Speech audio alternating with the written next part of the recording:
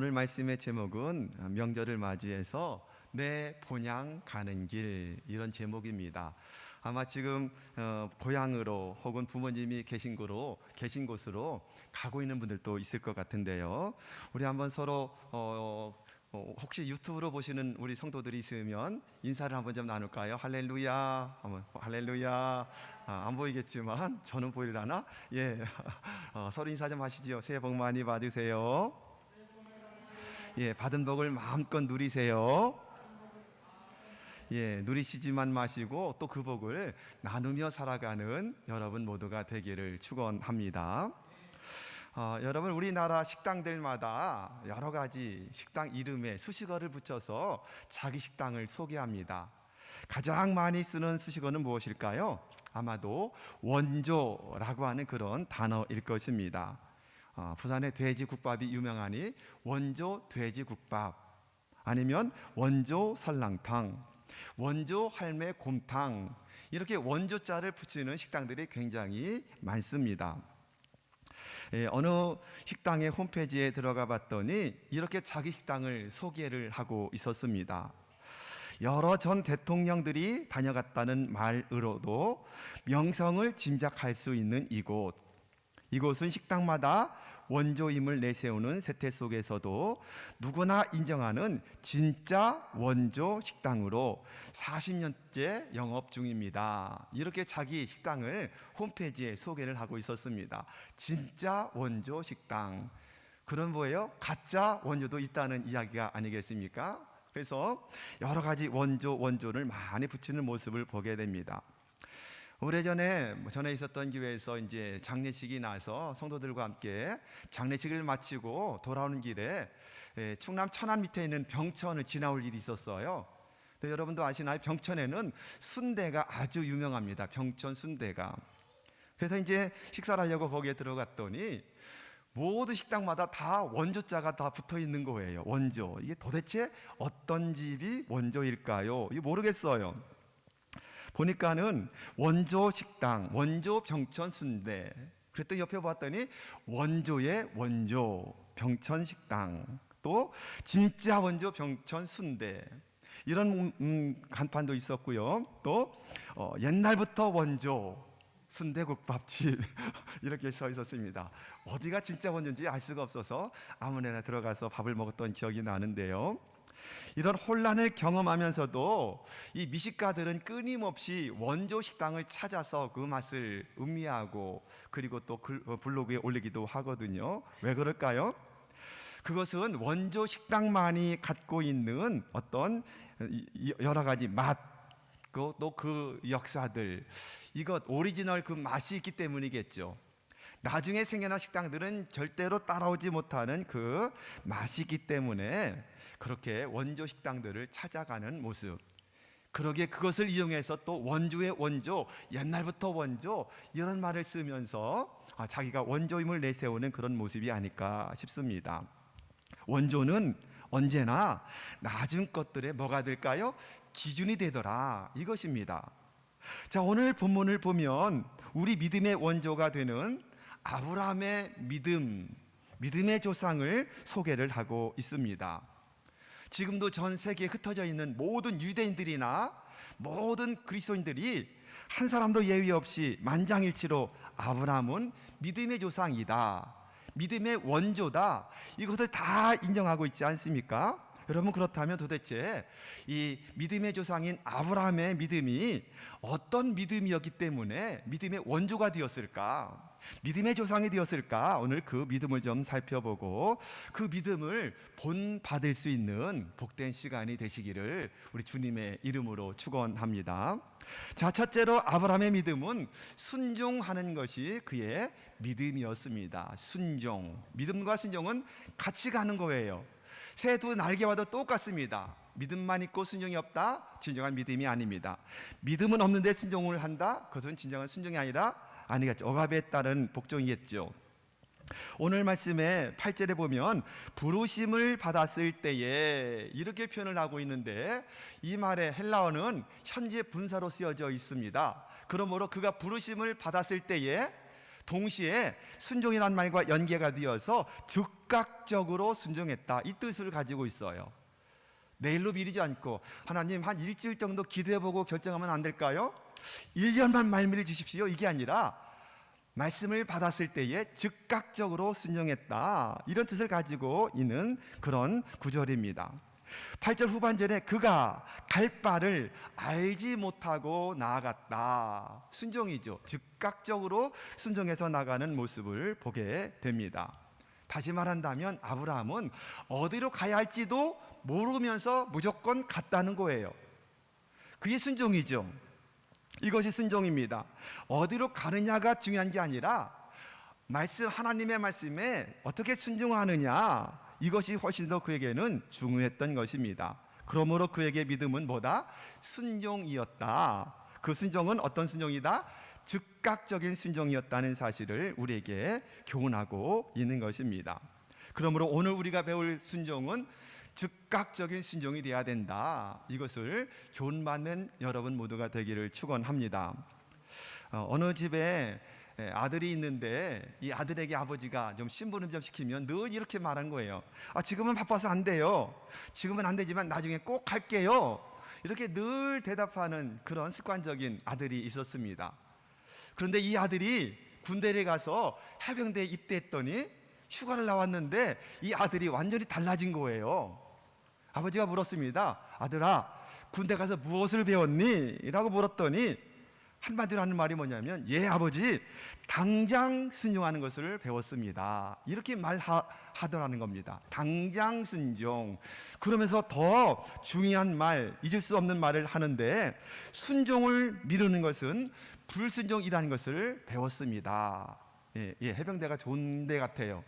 순종은 미루는 것은 불순종이라는 것을 깨달았다는 겁니다. 여러분, 그렇습니다. 맞습니다. 하나님의 말씀이나 하나님의 말씀을 주의 종이 말씀을 전할 때에 때로는 이해되지 않을 때에도 성경은 순종해라, 이해되지 않아도 순종이에요. 두 번째, 나에게 유익이 없고 오히려 내게 손해가 된다 할지라도 순종하라, 이것이 아브라함을 통해서 배우는 겁니다. 세 번째 순종은 즉각적으로 순종이다. 한 일주일 정도 말미를 주시면 안 될까요? 이게 아니었습니다.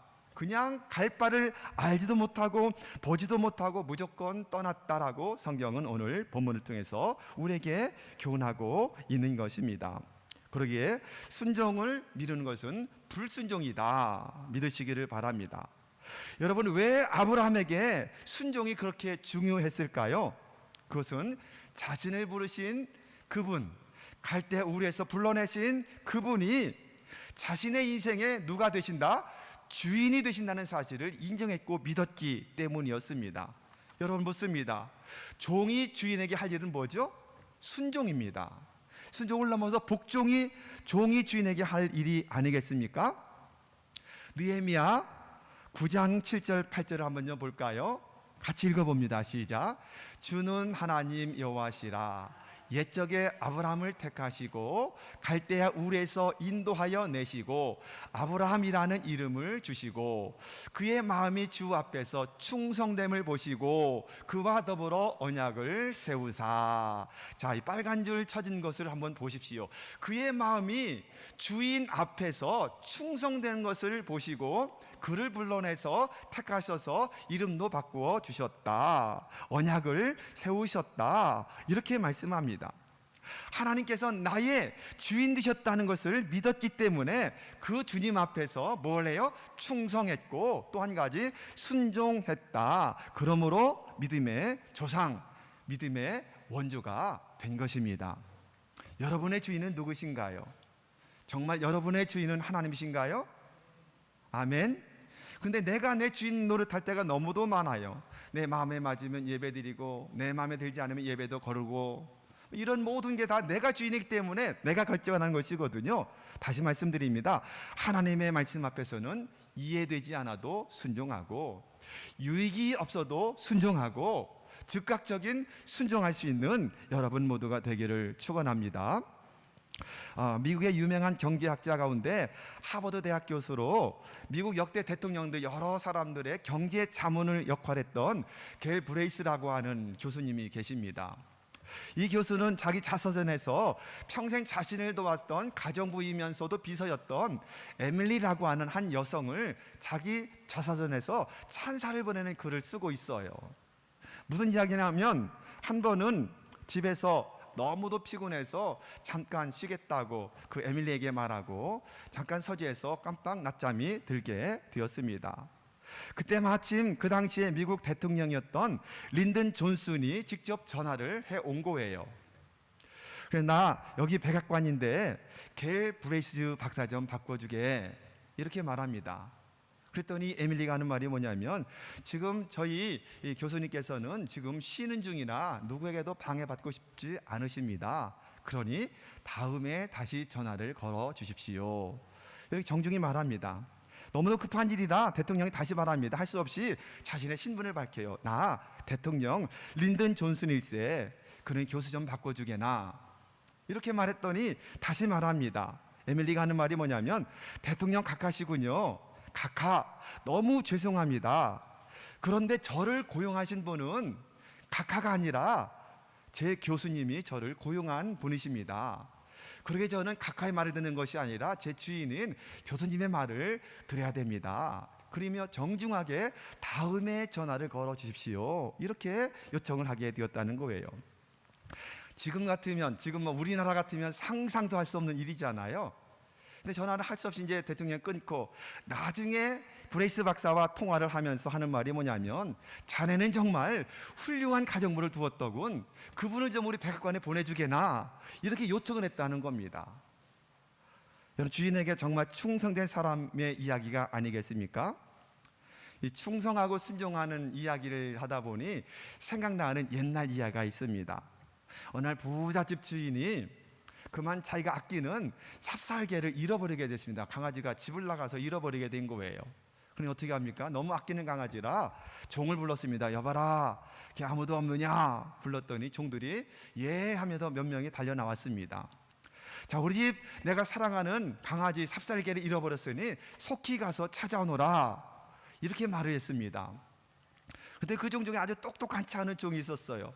가만히 생각해 보니까 화가 나거든요. 지금 할 일이 태산 같고 할 일이 너무너무 많은데 이 개 자식을 찾아오라고 하니 이게 막 마음이 막 화가 난 겁니다. 그래서 대들었습니다. 주인님, 저는 주인님의 종이지 개의 종이 아닙니다. 그렇기 때문에 저는 개의 종이 아니라 개를 찾아 나설 수가 없습니다. 할 일이 너무도 많습니다. 만약에 주님의 일이라면 제가 당연히 해야 마땅한데 이것은 개를 찾는 일은 제가 개의 종이 아니기 때문에 개를 찾아올 수 없습니다. 그랬더니 다른 종들도 고개를 끄덕끄덕하면서 맞아 이러면서 이제 속으로 맞장구를 쳤습니다. 근데 화를 낼 줄 알았더니 이 주인이 화가 났지만 화를 내지 않고 이렇게 말합니다. 다시 명령을 내린 거예요. 여봐라, 가마를 대령하거라.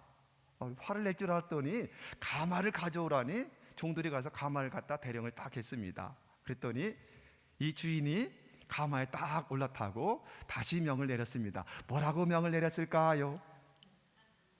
여봐라, 이제 됐다. 우리 개를 찾으러 가자꾸나. 이렇게 말했다는 거예요. 그냥 순종해서 그냥 맨몸으로 가서 강아지를 찾아오면 좋았을 텐데 그 무거운 가마를 들고 낑낑거리면서 여기저기를 다니면서 강아지를 찾았다라고 하는 그런 이야기입니다. 순종이 중요하다, 충성이만큼 중요하다는 그런 교훈을 주는 옛날 이야기입니다.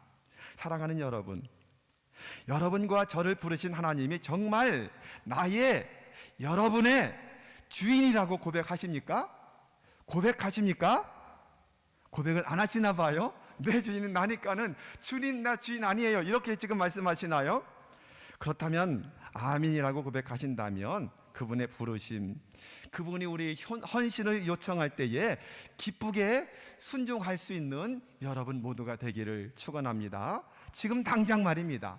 미루는 것이 아니라 지금 당장 순종하는 것. 그러기에 여러분, 아브라함에 있어서 믿음은 뭐다? 순종인데 즉각적인 순종이었다라고 하는 것입니다.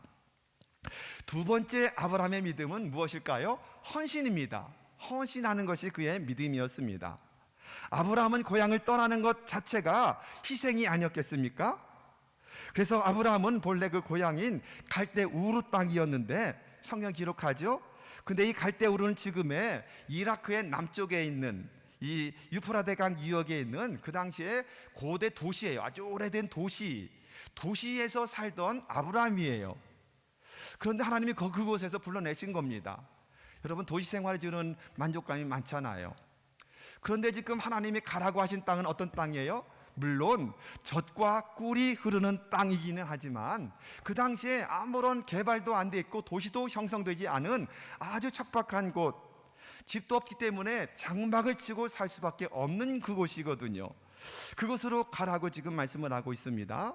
본문 9절에 보면 하나님이 약속된 땅에 들어가서 어떻게 지내요? 장막에 거했다, 이렇게 말해요. 장막, 요즘 말로 하면 텐트를 치고 거하게 된 거예요.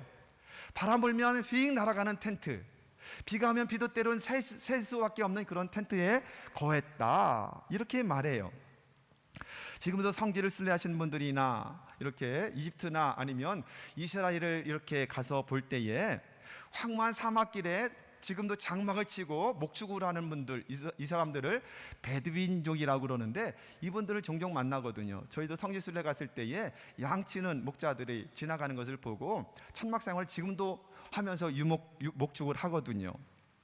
옛날 아브람 때 바로 그런 모습으로 그 사막의 황량한 땅에서 텐트를 치고 살았다라고 하는 거예요. 아마도 가나안 땅에 들어가서 오랫동안 그 장막에서 살았다는 것을 분명히 말씀하죠. 이삭도 야곱도 다 장막에 살았다. 왜 그렇게 살았을까요? 결국 그는 나그네의 삶을 살게 되었던 것입니다. 여기 9절에 장막에 거했다라고 하는 단어를 보면 9절에 이 말의 원래 뜻은 나그네처럼 살았다는 그런 뜻을 가지고 있어요. 나그네처럼 거한다, 이런 뜻이에요. 여러분, 나그네는 짐이 무거워야 되나요? 가벼워야 되나요? 가벼워야 됩니다. 여행을 많이 해보신 분들은 해외여행 갈 때에 짐이 간단합니다. 근데 처음 가시는 분들은 막 입을 옷도 여러 개, 신발도 여러 개 막 쫙 싸가지고 가서 하나도 입지도 못하고, 그리고 한 번도 신지도 못하고 그냥 낑낑대며 짐만 가지고 가는 분들이 많아요. 하지만 여행을 많이 하신 분들은 아주 간편하게 꼭 필요한 것만 싸서 여행할 때가 많거든요. 왜냐하면 나그네는 짐이 가벼울수록 좋아요. 나그네가 막 집 사놓고 나그네가 거기다 장롱 들여놓고 이런 나그네는 아무도 없는 거예요. 고향을 떠나는 순간부터 아브라함은 나그네 인생을 살기로 결단했고 그것은 고난이요 희생이었던 것입니다. 그런데 그의 믿음은 정말 희생을 했어도 행복한 그런 나그네의 삶을 살았던 것으로 오늘 성경 기자는 기록을 하고 있습니다. 이제 하나님의 부르심에 순종했을 때 아브라함은 더 이상 무엇을 소유하느냐, 이게 중요하지 않았습니다. 어디로 가느냐가 중요한 것이 아니라 순종했다고 말씀을 드렸죠. 마찬가지입니다. 무엇을 소유하느냐, 이게 중요한 게 아니었습니다. 하나님과 함께 있는 것, 그분과 교제하는 것, 그분께 늘 기도하는 것, 그분을 만나서 대화하는 것, 하늘을 바라보고 그리고 모래를 바라보면서 늘 그분과 대화하는 것, 이것이 놀라운 아브라함의 은혜요 축복이었던 것입니다. 하나님이 이제 그의 기업이 되었고 하나님이 그의 상급이고 하나님이 그의 재산이고 이렇게 된 것입니다. 아브라함의 재산은 떵떵거리고 잘 지어놓은 건물 집이 아니었습니다. 통장에 잔고가 많은 통장이 아니었습니다. 증권을 바라보며 흐뭇해하는 그런 재산이 아니었습니다. 하나님 자신이 기업이요 상급이요 자산이었던 모습을 보게 되는 것입니다. 아마도 아브라함의 하루 중 최고의 일과는 언제일까요?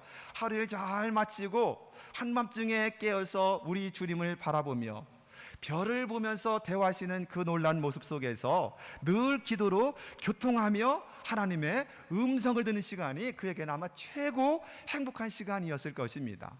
비록 장막 속에서 어렵게 변변한 가구도 갖추지 못하고 살지만 주님을 만난다는 것 때문에 늘 행복할 수밖에 없었던 것입니다. 이 같은 교제로 말미암아 아브라함이 얻은 별명이 무엇이죠? 야고보서 2장 23절을 한번 좀 보실까요? 이렇게 말씀합니다. 빨간 글씨만 한번 같이 읽어볼까요? 자, 시작. 그는 하나님의 벗이라 칭함을 받았나니. 하나님의 벗이라 칭함을 받았다. 벗이 뭐예요? 친구입니다.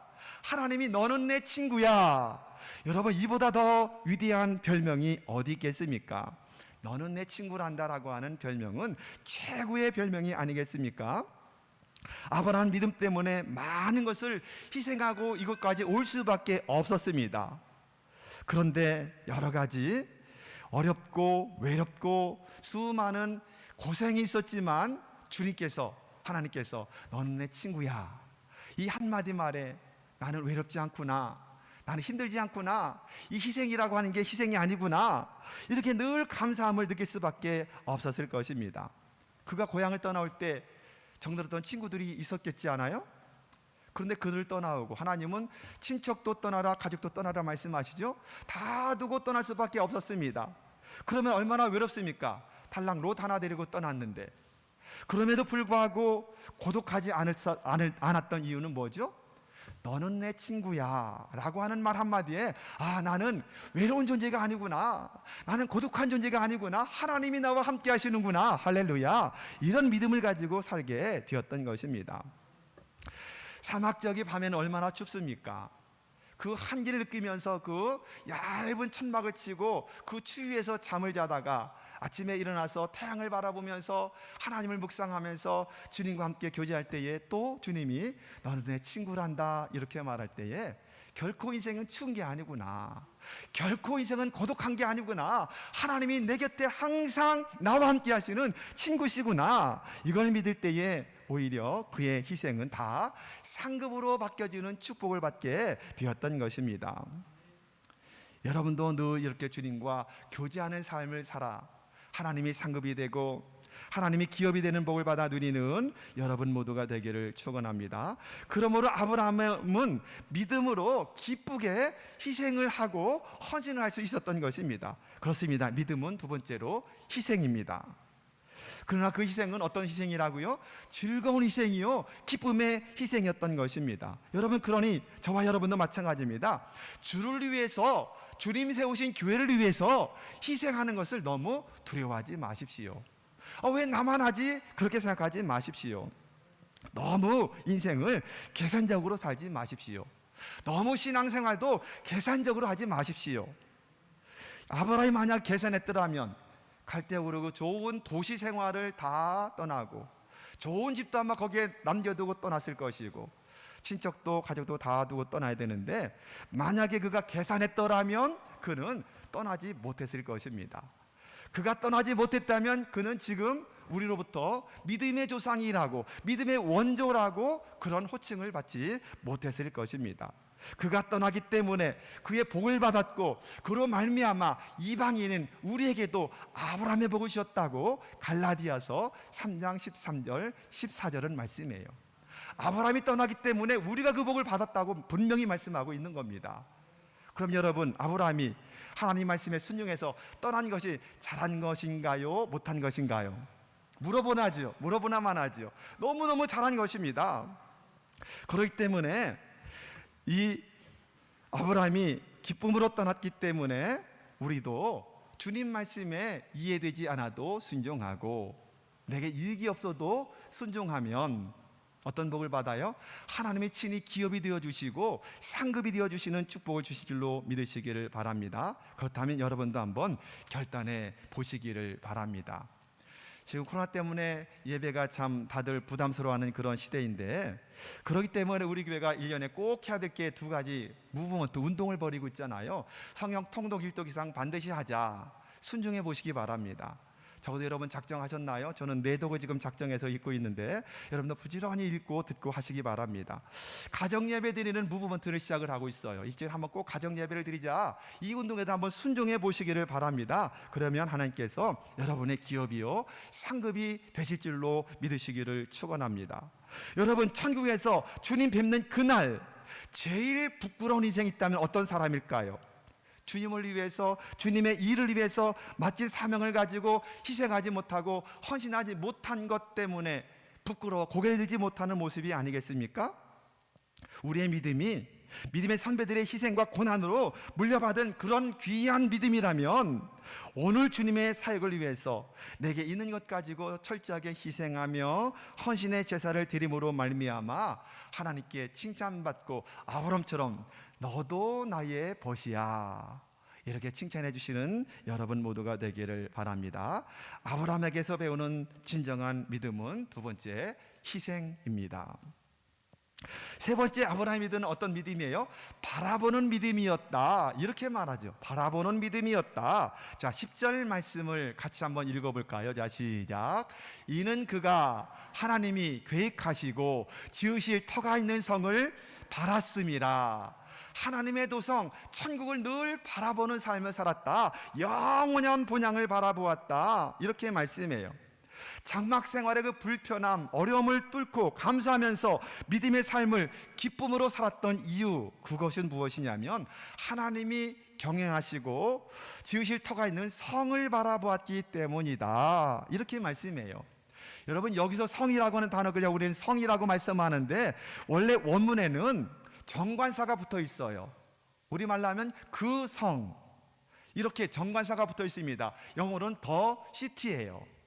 이 정관사가 붙어 있는 것과 안 붙어 있는 것은 천지 차이입니다.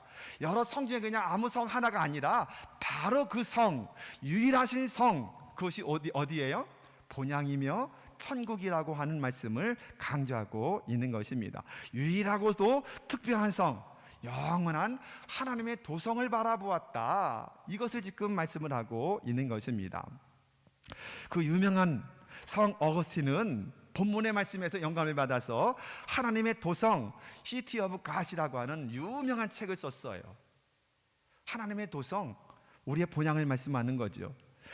천국의 소망이 확실한 사람은 이 땅에서 안락한 삶에 너무 매달리지 않는다. 우리 내세와 천국이 존재하는 것을 확실히 믿는다면 이 땅에서 먹고 사는 문제에 거기에 매달리지 않는다. 그럴 이유가 없다. 이 땅에서 비록 고통스러워도 희생을 해도, 그러나 이 땅은 잠깐 지나가는, 영원에 비한다면 한 점에 불과한 것이다. 이것을 깨닫게 되는 것이지요. 놀라운 것은 이 한 점에 불과한 90년, 100년 사는 인생을 우리가 어떻게 살았느냐에 따라서, 어떤 믿음으로 순종하며 어떤 믿음으로 희생하며 하나님 나라를 어떻게 바라보며 살았느냐에 따라서 나머지 영혼과 바꿔주시는 역사가 있습니다. 여러분, 그러게 오늘 하루하루가 소중한 거예요. 하나님이 주신 최고의 선물인 줄로 믿으시길 바랍니다. 하나님을 기쁘시게 하는 믿음으로 살아가면 이 전과도 같은 한 인생을 영혼과 맞바꾸어서 그 하나님의 영원한 도성에서 큰 복을 받아 누리며 살게 되는 것입니다. 여러분, 그러기에 믿음은 내일을 바라보는 게 믿음이에요. 믿음은 지금 이 땅이 아니라 내세를 바라보는 게 진정한 믿음이에요. 믿음은 천국을 바라보며 사는 것이 진정한 믿음인 줄로 여러분 믿으시기를 바랍니다. 아브라함은 이 믿음 때문에 이 땅에서 장막 속에서 많은 고난을 겪으며 불편함 속에서 부족함을 이기며 승리하실 수 있었던 이유는 바로 그 하나님의 나라 본향을 바라보는 삶을 살았기 때문이라고 말씀하고 있는 것입니다. 난 이 땅에서 그냥 나그네구나, 이런 믿음으로 살았기 때문에 가능한 일이었던 것입니다. 여러분, 이 땅에서의 재물이나 권력이나 명예나 너무 집착하며 살 필요가 없는 사람들은 천국을 소망하는 사람들의 삶이라고 할 수가 있습니다. 그러게 여러분들도 이 세상에 살면서 좀 더 자유롭고 좀 더 유연하고 그리고 좀 더 나그네처럼 단순하게 살아갈 수 있는 여러분 모두가 되기를 축원합니다. 이 땅에서 영원히 쌓아두고 살 것처럼 그렇게 사는 것이 아니라 영원한 그 나라가 진정한 우리의 본향이다. 명절을 맞이해서 다들 고향 땅에 가는데 그 고향을 가는 것을 다시 한번 우리가 본향으로 바꿔서 생각하며 사모하며 바라볼 수 있는 여러분 모두가 되기를 축원합니다. 여러분, 초대교회를 제외하고 예수 믿는 기독교인들이 가장 거룩하고 가장 경건한 삶을 살았던 때가 언제냐면 아마도 청교도들이었을 것 같아요. 청교도들의 삶.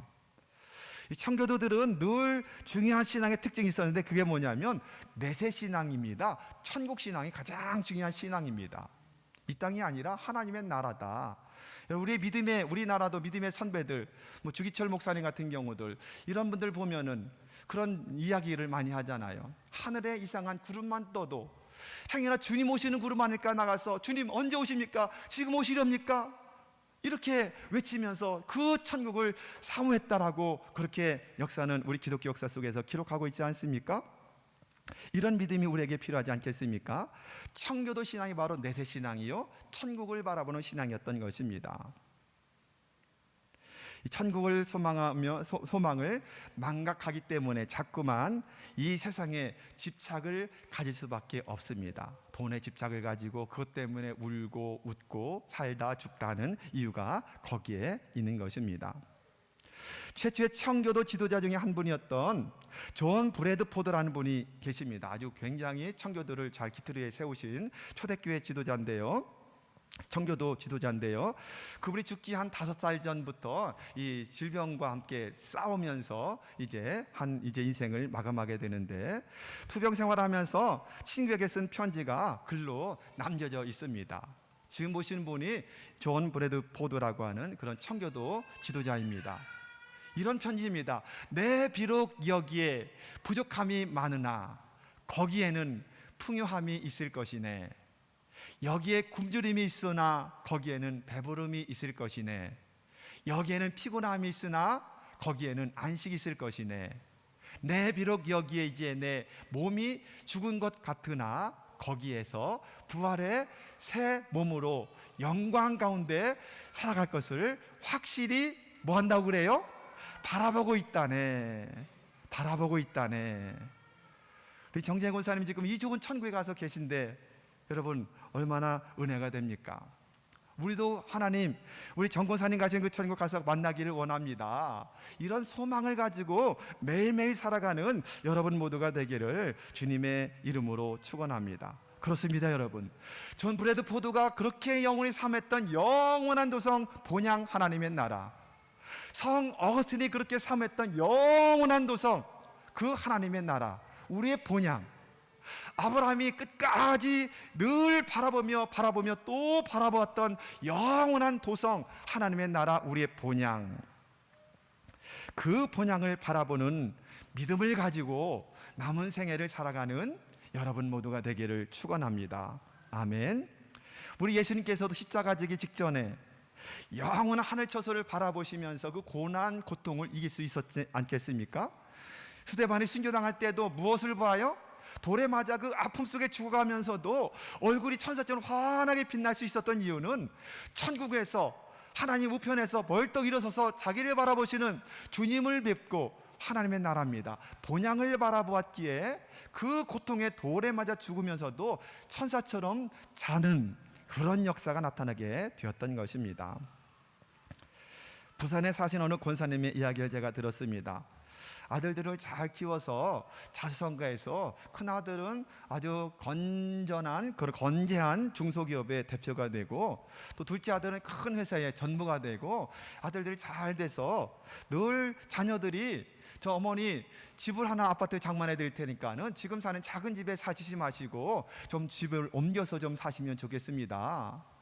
그런데 이 믿음의 어머니가, 권사님이 집에 이사를 안 가시는 거예요. 늘 좋은 아파트를 구해서 이사를 시키려고 해도. 그래서 자녀들이 모여서 회의를 하고, 그러면은 그 자리에 새 집을 하나 지어드릴까 이제 이렇게 상의를 한 거예요. 그리고 어머니에게 말씀을 드렸습니다. 그럼 어머니 이 자리에 집을 헐고 아주 멋지게 새 집을 하나 지어드리겠습니다. 그랬더니 이 어머니가 그래 그럼 새 집 지어줄래? 하고 허락을 하는 겁니다. 그런데 새 집을 지으려면 몇 가지 조건이 있단다 이러면서 아들에게 말합니다. 예, 어머니 그 새 집을 짓는 조건이 뭡니까? 라고 물었더니, 내가 원하는 집은 첫 번째 큰 성이 있어야 되는 집이야. 그리고 두 번째, 그 성에는 12개의 문을 만들어야 돼. 그리고 12개 기초석에 기둥을 세워줬는데 다 금, 보석으로 다 장식되는 그런 기둥이어야 한다네. 그리고 우리 집 마루에는 자수정으로 쫙 깔아주고, 그리고 우리 집 정원의 모든 길들은 전부 다 황금으로 싹 깔아줘야 된단다. 에이 어머니, 그런 집이 어딨어요? 어머니 농담하시네. 그랬더니 어머니가 뭐라고 말씀하시냐면, 못하겠는가? 그럼 그만두게나. 난 이미 그런 집을 하나님의 나라에 이미 준비해 두었다네. 나는 머지않아 그 집으로 이사 갈 걸세. 이러면서 아들이 집을 지어 섬기겠다는 것을 거절했다는 겁니다. 여러분, 정말 믿음의 어머니 아닙니까? 진정한 참 믿음의 어머니 아닙니까? 이 땅에서가 아니라 하나님의 나라를 늘 소망하며 자녀들에게 이 땅이 다가 아니란다, 하나님의 나라가 진정한 우리의 소망이란다, 이것을 교훈하고 있는 어머니가 아닙니까? 맞습니다. 우리 가운데 우리의 믿음의 원조신 아브라함의 본을 받는 이런 영적인 어머니, 영적인 아버지가 여러분들이 되시기를 주님의 이름으로 축원합니다. 또 그런 믿음의 자녀들이 일어나게 되기를 우리 주님의 이름으로 축원합니다. 여러분, 내일부터 이제 설 연휴가 시작되죠. 이미 연휴가 시작이 됐는데 많은 분들이 고향을 향해서 내려가거나 올라가고 또 고향으로 내려오고 있는 분들이 아주 많이 있을 것입니다. 이 설 명절에 고향을 향해서 떠나면서 우리가 이 설날 통해서 받는 교훈이 무엇일까요? 아브라함의 믿음을 교훈받자는 겁니다. 아브라함은 분명히 돌아갈 본향을 위해서 하나님의 나라, 하나님이 지으실 그 터를 바라보는 그런 바라봄의 삶을 살았다. 그러기에 희생해도 손해본다고 생각하지 않았고 순종함으로 기쁘게 살 수 있었다, 이것입니다. 여러분, 고향 가는 즐거움이 얼마나 큽니까? 고향 가는 즐거움. 저도 코로나 때문에 지금 벌써 2년 이상 명절에 한 번도 가지를 못했어요. 이번에 이제 한번 가볼까 싶으면 또 코로나가 확 확산돼서 못 가게 되는 그런 일이 많았고, 이번에도 마찬가지가 됩니다. 거기 어머니가 계시고 형제들이 있기 때문에 가고 싶은데 아직 못 가는 이런 모습을 보면서, 여러분, 그 명절을 맞이해서 우리의 진정한 본향이 어디일까? 그 본향을 한번 생각해보고, 그 본향에 사랑하는 가족이 있고 사랑하는 친구가 있고 사랑하는 많은 것이 있다는 사실을 늘 기억하며, 그것이 우리의 진정한 본향, 하나님의 나라다 믿으시기를 주님의 이름으로 축원합니다. 그리고 우리가 가면 기다리다가 맞아주실 주님, 그분이 기다리고 계시며 하나님의 나라를 사모함으로 여러분도 아브라함처럼 순종하고, 아브라함처럼 좀 더 헌신하고 희생하고, 아브라함처럼 늘 영원히 바라보는 하나님의 도성을 바라보는 믿음 가지고 평생 남은 생에 주님을 최고로 기쁘시게 함으로 말미암아 너도 나의 친구로다, 할렐루야, 너는 나의 벗이다 라고 인정받는 여러분 모두가 되기를 예수님의 이름으로 축원합니다.